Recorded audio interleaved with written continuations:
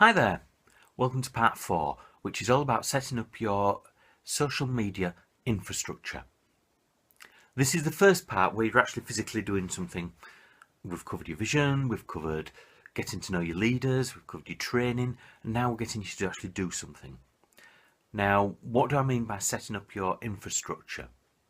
I'm sure you've got Facebook, you've maybe got LinkedIn, Twitter, YouTube, obviously, Snapchat. Just a quick thing, Snapchat is the big thing that's coming up. So I would suggest getting that as well. You're probably on Periscope. If you're not actually broadcasting, you're watching people on Periscope. There are a number of things that you could be doing right now. Okay? Don't change that. What I'm saying is building up how people can then connect to you, how they can connect to you after they've been on the right page. Okay, so there's a number of ways that you can do this. There are ways that I would strongly suggest and ways that you can just do anyway. The simplest way is to put contact details on your page.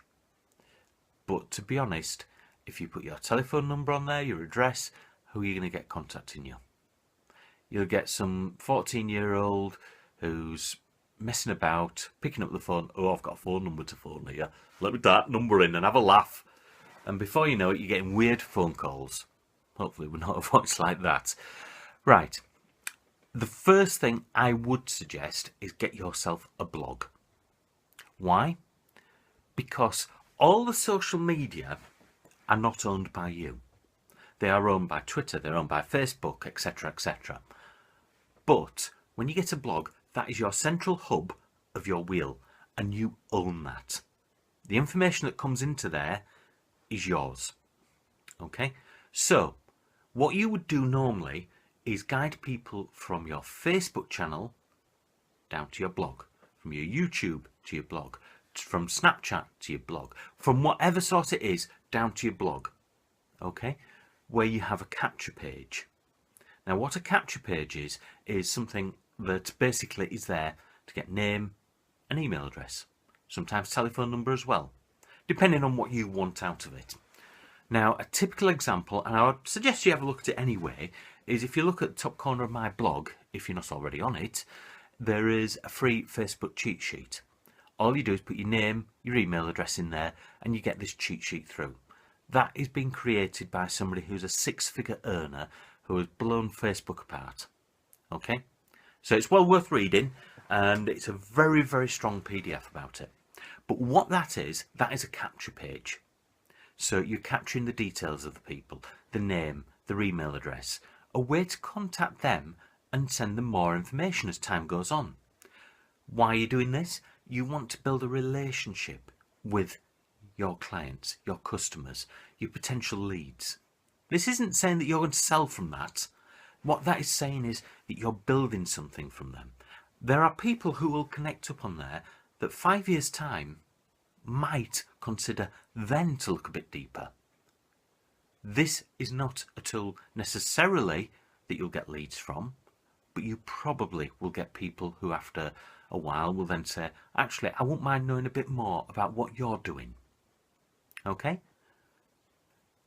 That's what the blog is there for, to drag people in. The very least that you need to be doing is having a capture page somewhere on your Facebook or whatever, so people can type their name and email in and contact you. Why do we want this then? Because your list of contacts are where your business is going to be built from. Okay? It may well be that that list is not fantastic, not huge, but over time people will say, well, who do you listen to? Who's good? And they'll suggest, well, on my list I've got blah blah blah that I deal with, and they'll then connect to you, and that person may connect somebody else to you, and before you know it, you've maybe got 10 people connecting to you through one contact, and then that person at the bottom of that 10 people may say, actually, I'm looking for something, let me have a chat with them. All my friends seem to be contacting him. There you go. So that is why you need a blog. Not only does it give you somewhere for them to come to you, but it gives you somewhere to keep in contact with people in a way that's not intrusive. So, for example, if somebody gave you their contact details and you would constantly email them personally, are you interested yet? What would you like now? Can I give you some more? It doesn't work like that. But if you are sending them posts through, blog posts, it generates some interest in what you're doing. As I say, it can take years and years and years before people will come back to you, or it could take just a few months. The average is, if you're producing a decent blog, 6 to 8 months, you'll start to get leads coming to you. Okay, so this isn't a short-term plan, but it's an infrastructure that needs a bit of setting up before you actually put it out there for the public to connect up with. What you don't want is a blank page where people come to connect up with you. There's, please connect with me, type your name, address, telephone number, shoe size on here, and press return. Because nobody's ever going to do that. Simple as that. So, if you're unsure about how to build a blog, we've got plenty of training on this site, on my blog, alanandcarolinebean.com.